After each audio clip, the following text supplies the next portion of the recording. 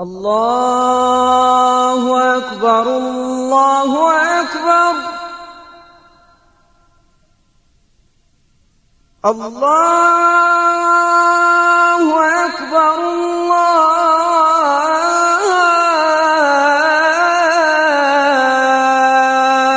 الله أكبر. Nous allons nous arrêter autour d'un verset de Surat An-Nur, de la lumière, et de nous ressourcer de ce verset dans lequel Allah Azza wa Jal, dans cette très belle sourate, la lumière de ce verset, dans lequel Allah Azza wa Jal, il dit, si ce n'est walaoula fadlullah, si ce n'est la faveur de votre Seigneur et de sa miséricorde, personne d'entre vous ne sera purifié, n'atteindra la purification au sens spirituel du terme. Walakin Allah, en revanche, cependant, Allah Azza wa Jal purifie qui il veut.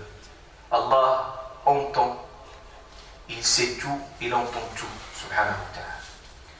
Dans ce verset, Allah Azza wa Jal, il nous montre une réalité.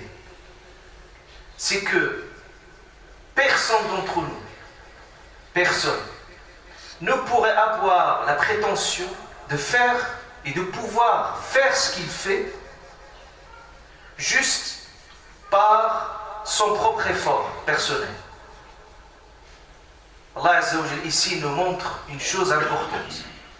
C'est que si vous voyez qu'Allah Azza wa Jal, voyez une forme de motivation à faire le bien, un appétit pour la prière, un effort considérable à fournir pour tenir le cap tout au long d'une journée de jeûne, pouvoir faire as-sadaqa agréablement et facilement, le faire par son propre gré, personne ne pourrait arriver à ce stade spirituel si ce n'est derrière un soutien d'Allah Azza wa Jal, si ce n'est derrière une grâce de la part d'Allah Azza wa Jal. Allah Ta'ala montre ici clairement qu'il ne faut pas être aveuglé en regardant juste la surface, en regardant juste le produit de nos propres actions. Mais derrière, il y a toute une énergie. Derrière, il y a tout un souffle. Ce souffle, c'est Allah Ta'ala qui insuffle en chacun de nous cette force spirituelle qui nous permet d'atteindre ce qu'on peut atteindre. Et si la personne il est vouée à soi-même, il ne pourrait jamais faire 10% de tout cela. Donc si vous voyez tout cela, c'est qu'il y a derrière tout cela une grâce d'Allah Azza wa Jal. Donc, la purification de nafs, on est censé purifier notre âme. Cette purification qui nous permet de l'éduquer, pour pouvoir grandir spirituellement, s'élever spirituellement, moralement. Ça, on est censé le faire. Et Allah Azza wa Jal nous demande même de le faire. Il dit, subhanahu wa ta'ala, il dit, qad aflah, il a réussi celui qui purifie son âme. Mais malgré ça, le prophète alayhi salatu wassalam nous apprend un hadith, un dua, dans lequel il invoque Allah Azza wa Jal, où il dit, oh Allah, ati nufusana taqwa, accorde à notre âme sa piété. Donc, qui accorde, c'est Allah Azza wa Jal. Wa atahum taqwahum, c'est Allah qui accorde taqwa. C'est-à-dire que ça vient de lui, subhanahu wa ta'ala. Et il dit le prophète alayhi salatu salam, wa zakkiha, il dit purifie notre âme. Anta khayru man zaka, tu es le meilleur à pouvoir la purifier. Anta waliyuha wa mawlaha, c'est-à-dire que cette âme il t'appartient entièrement. Vous voyez, c'est-à-dire même le travail qu'on est censé faire, l'éducation spirituelle qu'on est censé faire, nous, en principe, on confie notre âme On fait de l'effort, mais on confie notre âme à Allah Azza wa Jal, subhanahu wa ta'ala, qui va la purifier, subhanahu wa ta'ala. Donc ça nous montre l'humilité qu'il faut avoir. C'est pour ça Allah Azza wa Jal nous parle maintes fois dans le Coran Karim de ceux qu'Allah refuse de purifier. Il dit Allah Ta'ala, Ulaika, ceux-là, Allah n'a pas voulu les purifier. Ça vient quoi? Ça vient de quoi? Ça vient qu'Allah Azza wa Jal, subhanahu wa ta'ala, il connaît le mystère et le secret de chaque être. Et il sait que certaines personnes, ils ont une volonté d'aller vers le meilleur, de s'améliorer. Et Allah subhanahu wa ta'ala leur donne proportionnellement à leur degré de sincérité et proportionnellement à leur authenticité. Ce qu'ils veulent, ce qu'ils cherchent réellement. Si Allah ta'ala voit que ces personnes, dans leur fort intérieur, ils voient Allah Azza wa Jal, de leur intention pure, c'est de chercher Allah Azza wa Jal, chercher cette satisfaction, Allah subhanahu wa ta'ala, il les aide. Il les soutient. Il leur donne la force qu'il faut. Il leur ouvre même les portes du bien pour toujours être, Inch'Allah Azza wa Jal, dans ce chemin, de saluer son chemin de la bonté. Dans le verset qu'on vient de citer, le prophète l'a traduit réellement. Une fois, il parlait aux compagnons, il leur dit: personne d'entre vous n'entrera au paradis par ses actions. Sahaba par étonnement, ils ont dit à Rasulullah: comment se fait-il? On est censé faire, agir, certes, mais le prophète leur dit: vos actions ne sont pas au prix du plaisir et de la jouissance et l'entrée même au paradis. C'est-à-dire vos actions ne peuvent pas vous donner ce privilège d'accéder au paradis. Ils ont dit à Rasulullah, même toi, ya Rasulullah, ils se posaient la question que le prophète, le meilleur, parmi les meilleurs, alayhi salatu wassalam, dans sa foi, dans sa spiritualité, il a atteint la plénitude. Ils ont dit, même toi, ya Rasulullah, il a dit, même moi. Sauf si Allah, il m'accorde sa grâce et sa miséricorde. Pour dire finalement, nos actions sont dérisoires par rapport à ce qu'Allah Ta'ala nous prépare comme entrée au paradis, sa faveur. D'ailleurs, Allah Azza wa Jal, dans sa façon de, Allah Subhanahu wa Ta'ala, dans sa façon de comptabiliser même nos actions au quotidien,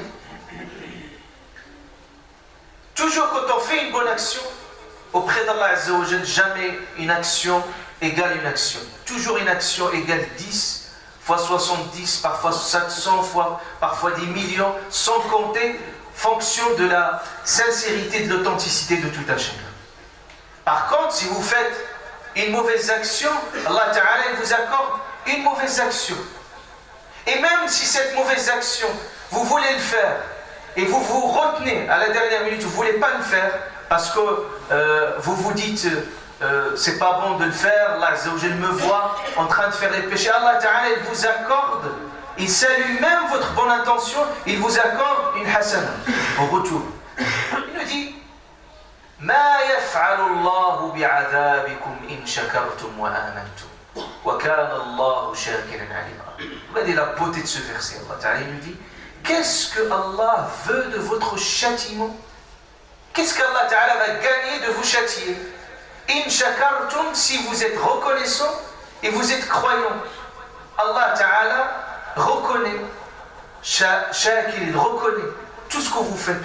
Subhanahu wa Ta'ala. Il dit, Allah Azza wa Jalla nous dit clairement, l'enfer, châtier, ce n'est pas de sa miséricorde, Subhanahu wa Ta'ala. Mais qu'est-ce qu'il veut?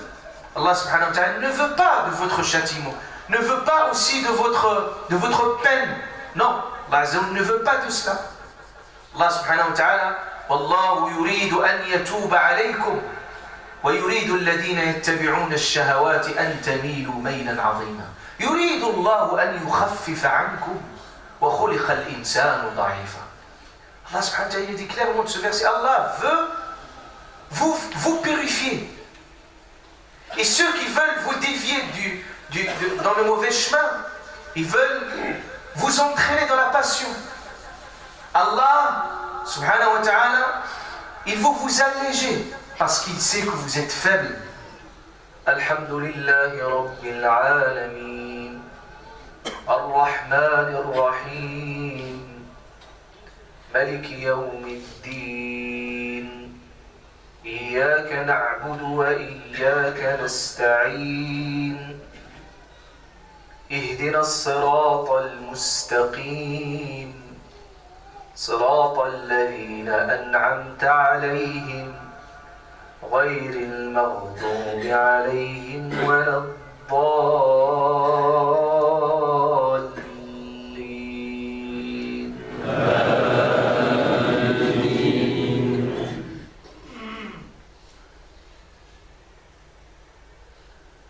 يا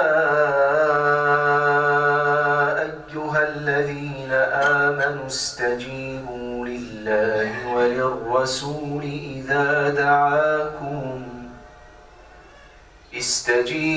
لله وللرسول إذا دعاكم لما يحييكم واعلموا أن الله يحول بين المرء وقلبه وأنه إليه تحشرون واتقوا فتنة لا تصيبن الذين ظلموا منكم خاصة واعلموا أن الله شديد العقاب واذكروا إذا أنتم قليل مستضعفون في الأرض تخافون أن يتخطفكم الناس فآواكم وأيدكم بنصره ورزقكم من الطيبات لعلكم تشكرون